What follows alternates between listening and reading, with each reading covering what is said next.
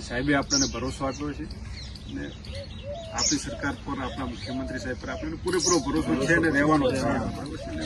મુખ્યમંત્રી સાહેબ આપણને બનાસકાંઠામાં રાખશે જ એવું એમને આપણને ભરોસો આપ્યો છે. એટલે બધાની સાહેબ માગણી એ જ હતી કે આપણે બનાસકાંઠા રહીએ.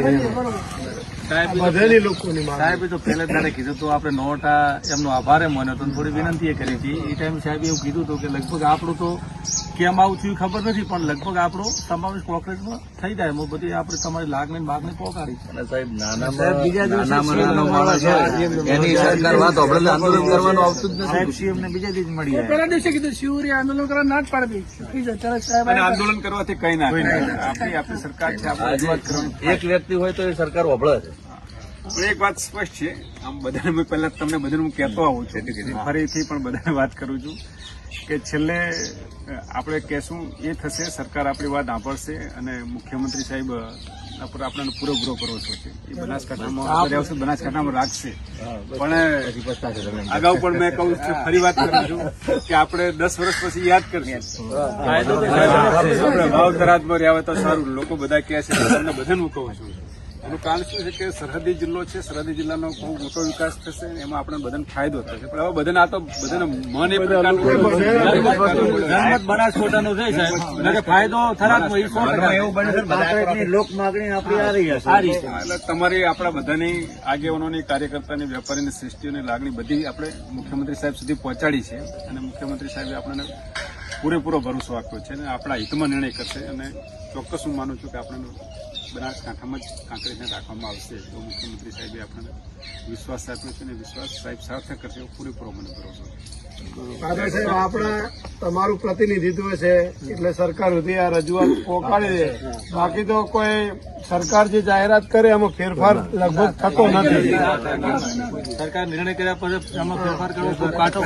પણ આપણી સરકાર છે ને હંમેશા માટે આપણું સાંભળે છે, લોકો માટે કામ કરે છે અને લોકોના હિતની વાત હોય એ ભારતીય જનતા પાર્ટીની સરકાર સાંભળે છે અને કરે છે.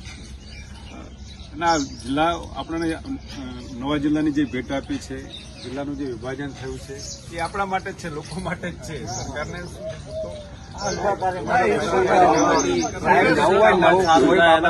નર્મદાની નહેર હતી પહેલી કે ઉગમણી સર્વે કરતા બધા કે પાસી જાય, સારી પાસી જાય. હવે બધા યાદ કરે છે કે આ બાજુ શું હતો, ફાયદો હતો.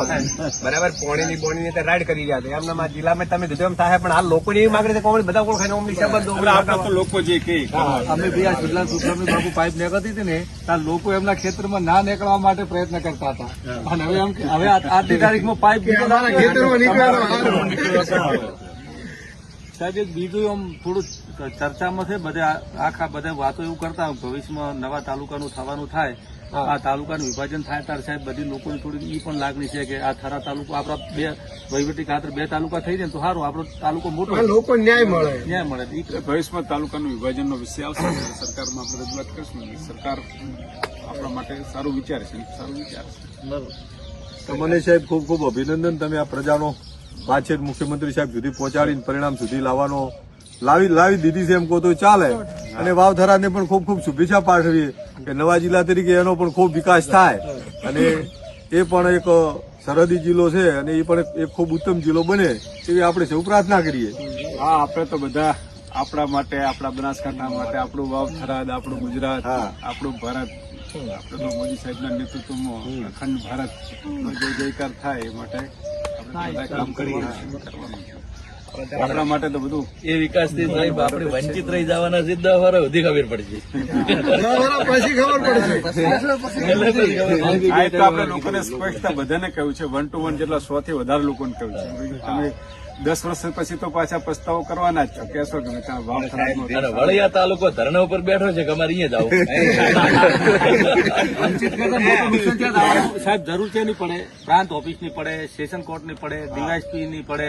આ સાહેબ મને એમ છે કે 1 થી ડીસા દાતા 70 કિલોમીટર થાય, વસમાં ટોલ નાખવા. વાવથરાદમાં આવશે, એ દિયોદરમાં આવશે, એ દિયોદરમાં આવશે ને આપણે દિયોદર નજીક. બાબુભાઈ, સરકારના કોઈ નિર્ણય ડીસામાં પેલો પુલ બનતો તો લોકો ના પાડીને રોકાયો, ફેર પાછો આંદોલન કરીને બનાવરાયો, ફેર આ લાઈટ 8 કલાકનો પ્રશ્ન